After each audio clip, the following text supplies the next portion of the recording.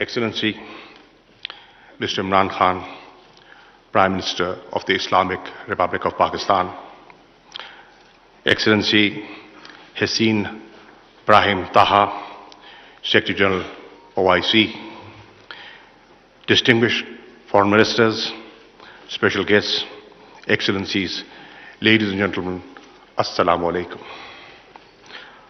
I welcome you all to Islamabad for this extraordinary session of the OIC Council of Foreign Ministers on the humanitarian situation in Afghanistan. Let me start by commending the Kingdom of Saudi Arabia, the OIC Summit Chair, for its leadership in convening this extraordinary session. I would like to warmly welcome Secretary General Taha amongst our family. This is his first foreign ministerial meeting after his appointment as the Secretary General. He and his team also deserve appreciation for their strong support and rapid mobilization of efforts for the conference arrangements. Pakistan is also gratified by the trust reposed by the OIC membership in Pakistan to host this extraordinary session. Excellencies, your presence here today at such a short notice affirms the importance that the international community as a whole and the OIC in particular accord to the well-being of the people of Afghanistan. For the people of Afghanistan, the significance of this gathering goes beyond mere symbolism. It is a matter of survival for them. As we speak, over half the Afghan population, 22.8 million people, a number larger than entire populations of over 2/3 of the UN member states, face food shortages. Millions of Afghan children are at risk of dying from malnutrition. This situation has been brought about to this pass by a multiplicity of factors.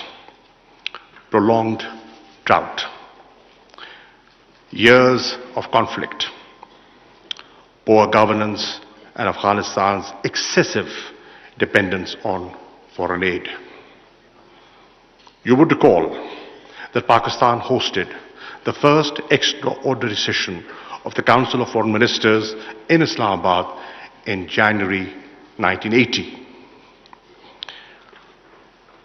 41 years on, Pakistan is again obliged to host another extraordinary session to discuss the ongoing humanitarian crisis in the same country. It is unfortunate that the hardship and suffering of the Afghan people has not eased. The OIC, since the very beginning of Afghan crisis, has stood firmly by the people of Afghanistan. It has consistently supported the right of self-determination, of political and economic emancipation of the people of Palestine and of the Kashmiris suffering under illegal occupation. History is our witness that this organization, even amidst major global political turbulences and crisis, has not only consistently supported the rights of the people, but also called upon the rest of the international community to act and think beyond their domestic and internal political and economic compulsions. What we face today is no different than what this organization has witnessed repeatedly. The developments in August 2021 may have altered the political landscape in Afghanistan, but they have not made the compelling needs of the Afghan people any less pressing or urgent. The World Food Programme has warned that Afghanistan could become the largest humanitarian crisis in the world. The UN Emergency Relief Coordinator, who we have the pleasure of having with us today, characterized Afghanistan as being in free fall. These are dire warnings by those with the most intimate and direct knowledge of the grave situation on the ground in Afghanistan. This is a moment to extend a collective helping hand. It is not the time to withhold support. Pakistan concurs with the UN Secretary General that humanitarian support must be provided without conditions.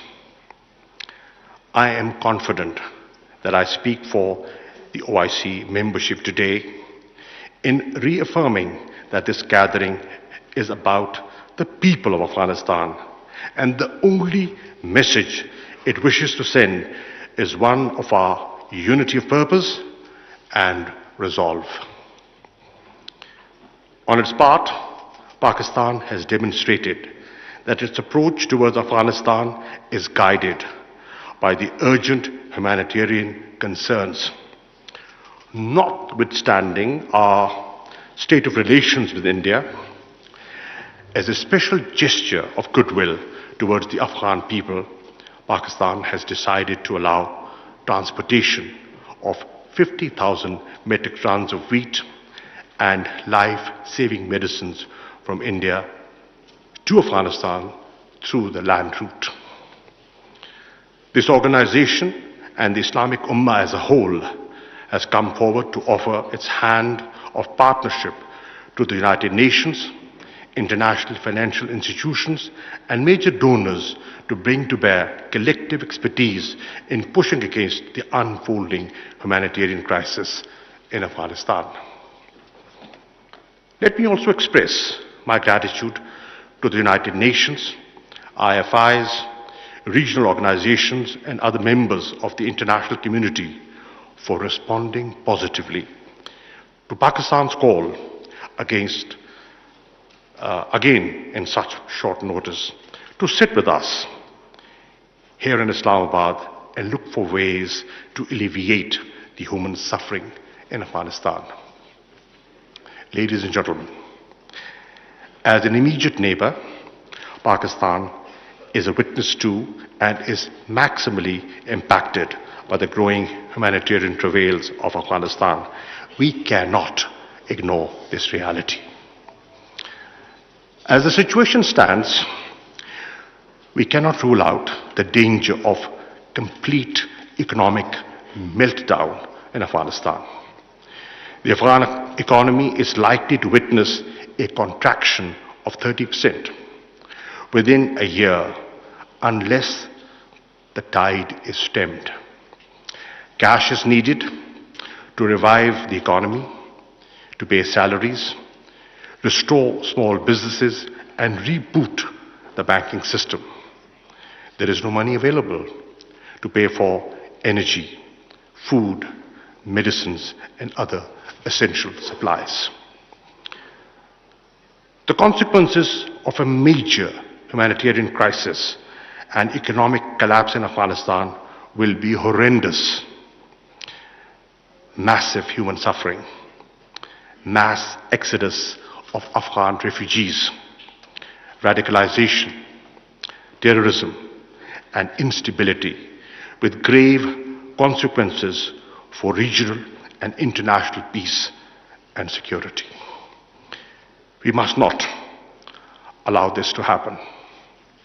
Ladies and gentlemen, for its part, Pakistan is doing all it can to help our Afghan brethren. We have committed $30 million in assistance to Afghanistan, humanitarian assistance, of around 1,700 metric tons of relief goods has already been provided. Our efforts are inspired by an abiding vision of solidarity and goodwill for Afghans. No other country stands to gain more from peace in Afghanistan than Pakistan.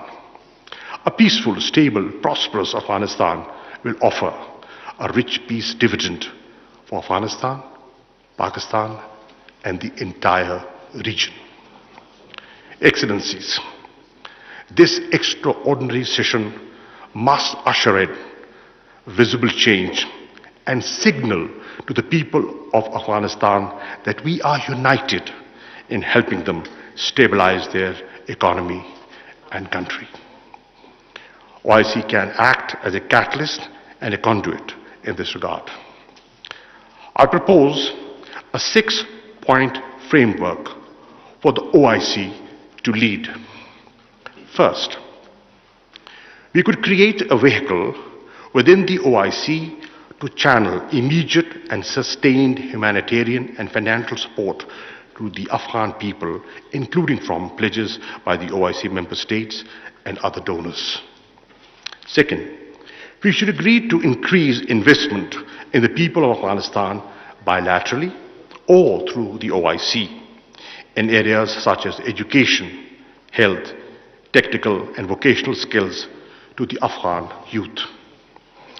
Third, a group of experts comprising the OIC, the United Nations and the IFIs be established to consider ways and means to facilitate Afghanistan's access to legitimate banking services and to ease the serious liquidity challenge of the Afghan people.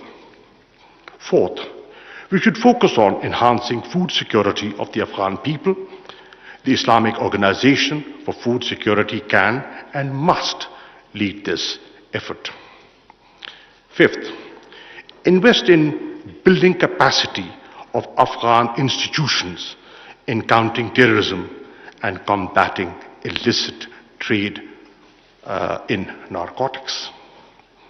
Finally, engage with Afghan authorities to help meet the expectations of the international community, in particular regarding political and social inclusivity, respect for human rights, especially the rights of women and girls, and combating terrorism.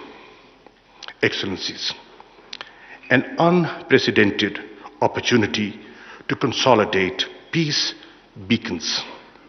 We must not repeat the mistakes of the past. Today, we have before us a historic chance to turn the tide. The great poet, philosopher of the East, Allama Muhammad Iqbal, characterized Afghanistan as a pivot for peace, stability and prosperity for the entire region. This extraordinary session offers us the platform to recommit ourselves to the vision of restoring Afghanistan as the beating heart of Asia. We must seize this historic opportunity. I thank you.